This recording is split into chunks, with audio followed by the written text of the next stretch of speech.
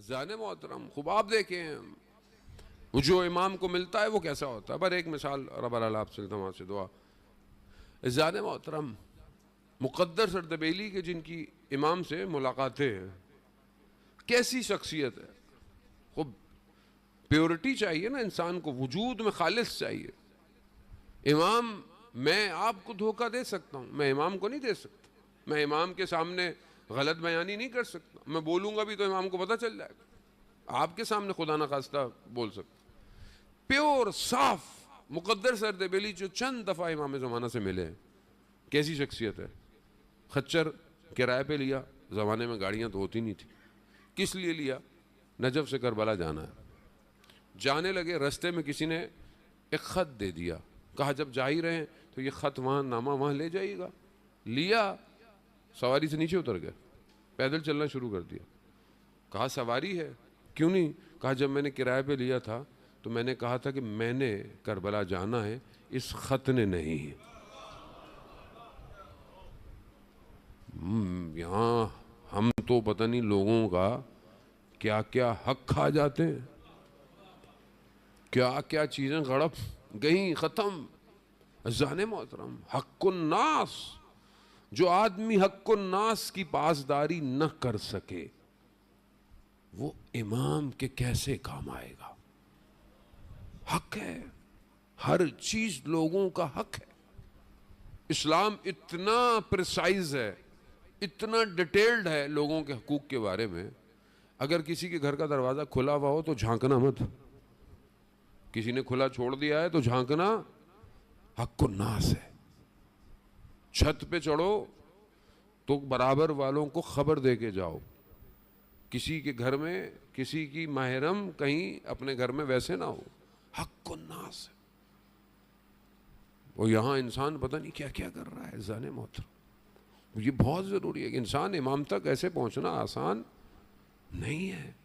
امام تک پہنچنے کے لیے اپنے آپ کو بہت پاک کرنا ہے. اب آپ دیکھیں کہ کتنا بہت بڑے عالم دین کے والد صاحب طالب علم بیٹھے ہوئے ہیں, واقعہ آپ نے سنا ہوا, بیٹھے ہوئے پڑھائی کر رہے ہیں درخت کے نیچے, پانی کی چھوٹی سی نہر, سیب آ گیا, اٹھایا کھا لیا. تھوڑی دیر بعد احساس ہوا کہ یہ سیب پتہ نہیں کس کا تھا, میں نے تو کھا لیا. پیچھے چلنا شروع کیا جہاں سے پانی آ رہا تھا, دیکھا پانی ایک باغ میں سے گزر رہا ہے. باغ کس کا ہے؟ پوچھا فلانے شخص کا. کہا کہ میں نے ایک سیب جو ہے وہ گرا تھا, یقیناً آپ کا ہوگا, وہ میں نے کھا لیا, مجھے حلال کر دے. اس نے دیکھا کہ یہ ایک جوان طالب علم اتنا پرہیزگار ہے. کہا میں ایک شرط پہ معاف کروں گا. کہا کیا؟ کہا میری بیٹی سے شادی کرو. کہا بیٹی سے؟ کہا ہاں, وہ آنکھوں سے اندھی ہے, کانوں سے بہری ہے, زبانوں سے گونگی ہے, بول نہیں سکتی. اب ایک سیب حلال کرنا تھا. جب دین امپورٹنٹ ہو تو آدمی سب کرتا ہے. اس نے کہا ٹھیک ہے میں کروں گا. شادی ہو گئی. جیسے ہی رات کو جب اپنی زوجہ کو دیکھا تو انہوں نے سلام کیا. جب سلام کیا تو والد بھی کمرے میں داخل ہوئے. تو کہا آپ نے تو کہا تھا آپ کی بیٹی بول نہیں سکتی, دیکھ نہیں سکتی. کہا ہاں میں نے صحیح کہا تھا. اس کی یہ دیکھ نہیں سکتی کیونکہ اس نے کبھی کسی نامحرم کو نہیں دیکھا. یہ بول نہیں سکتی, اس نے کبھی کسی نامحرم سے گفتگو, یہ گنگ بہری تھی, اس نے کبھی کسی نامحرم کو سنا. عزیزان محترم پھر حق الناس اس کو ادا کریں. ہم بعض اوقات ایک دوسرے کے حقوق, بہن بھائیوں کے, رشتہ داروں کے, محلہ داروں کے کتنے حقوق ہوتے ہیں. بعض اوقات گھر دروازہ باہر نکال دو کوئی فرق نہیں پڑتا, فرق پڑتا ہے. غضب کی جگہ ہو گئی. کیسے آپ کام کر رہے ہیں؟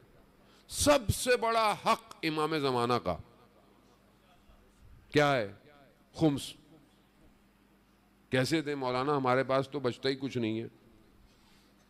بھائی 100 روپے بھی نہیں بچتا, سال میں 100 روپے بھی پروفٹ نہیں ہوتا آپ کو. 100 روپے تو ہوتا ہوگا, 100 روپے میں سے 20 روپے خمس ہے. اب آپ بولیں گے مولانا صاحب امام زمانہ کو میرے 20 روپے سے کیا فرق پڑتا ہے؟ فرق پڑتا ہے, امام کو نہیں پڑتا, آپ کو پڑتا ہے. آپ کا مال پاک ہوتا ہے، ورنہ امام کا حق غضب کر رہے ہیں. اور جو امام کا حق کھا جائے وہ پھر بولے اللہ جل اللہ جل اللہ جل اللہ جل. ایک سکہ نشاپور میں مرکز ہے بی بی شتیتا کا، ایک سکہ خمس تھا صرف. بہت سارے مال کے ساتھ ساتویں امام کی خدمت میں گیا، بہت مال تھا، امام نے سارا واپس بھیج دیا، کہا جائز نہیں ہے، مخلوط مال ہے.